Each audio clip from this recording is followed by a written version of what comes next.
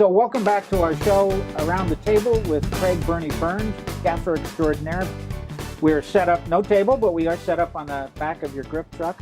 And Burnie, you mentioned something in an earlier segment about lighting the background versus the people, versus the talent.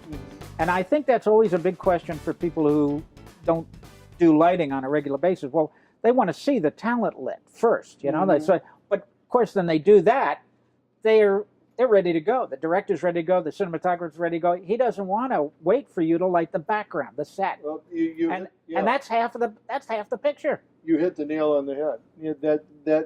And I would argue it's even more than half of the picture. You know, in fact, let me back up just a little bit, because I think this will demonstrate more of what I'm trying to say about backgrounds versus talent. Sure. In a lot of things. Somebody goes, they hire me. You know, we're going to light an interview, and we want it to look really good. I want a dramatic look here, you know, and all that. I go, okay, you know, the director is this person, you know, this person is doing camera. Who's doing audio? Well, I got cousin Jimmy doing that. He just graduated from film school, and he knows somebody with a mixer, and he's going to just lob him up, mic him. And I always say this. I go, does he know how to do audio? Yeah. You know. Because I can light that thing beautifully, but if the sound is screwed up, it'll never see the light of day. You know, you can, as long as your audio is good in an interview, you can cover it with B-roll and still have something to present. But the audio is the crucial key piece of that. Now, for a lighting guy, you go, well, why is that a big deal to you? Well, obviously, the whole thing has to work if anything I'm going to do is going to work. But that brings me to backgrounds. What is an interview? An interview is a talking head. An interview is information. Okay.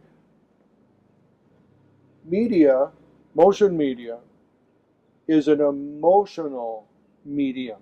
It is not an informational medium. When you watch it or hear words or see scenes and stuff, you need to come away with an emotional response to it. So that brings me to the background.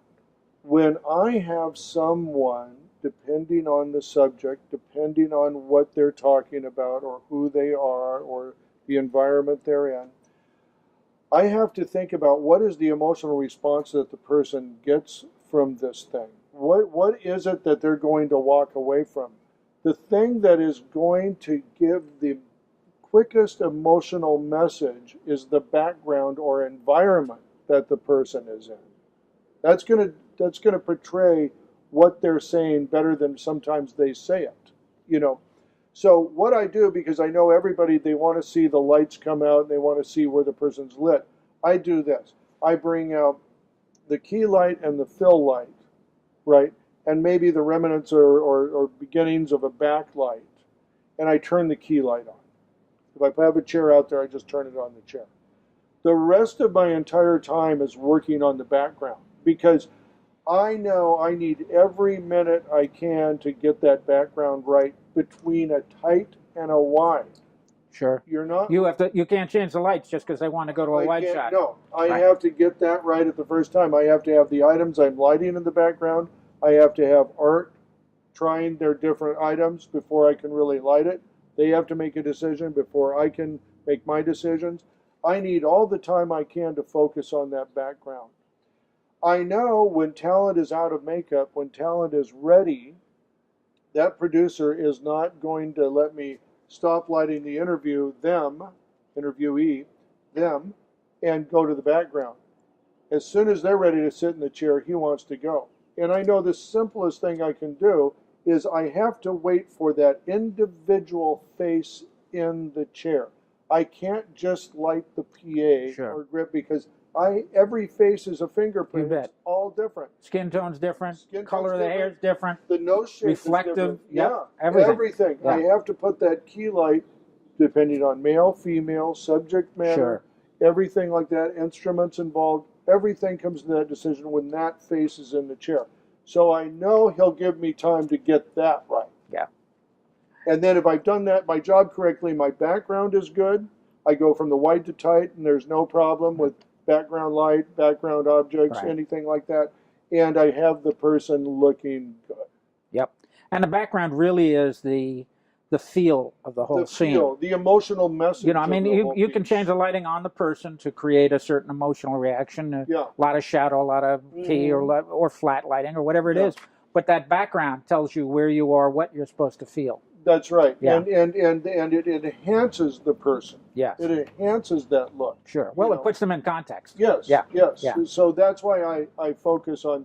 I like to focus on backgrounds before I focus on people. And once I learned that in my business, and I really learned a lot of that doing press junkets for Sony Columbia TriStar, because we'd have A-listers come in there.